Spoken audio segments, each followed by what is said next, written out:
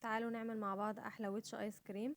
معانا المقادير بتاعتنا: كيس كريم شانتيه وكيس جيلي وباكو بسكوت، وكمان معايا لبن بودرة. اول حاجة هحط كده معلقتين لبن بودرة وعليهم معلقتين من السكر في بولة، وهركنهم على جنب لحد ما اعمل الجيلي.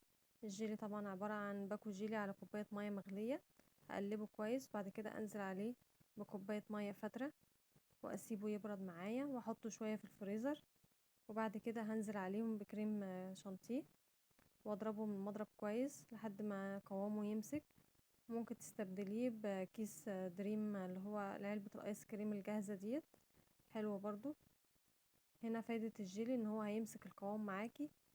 هجيب صينية كده وارص فيها البسكوت بتاعي، وياريت يكون عريض شوية. البسكوت ده حلو اوي، طعمه حلو.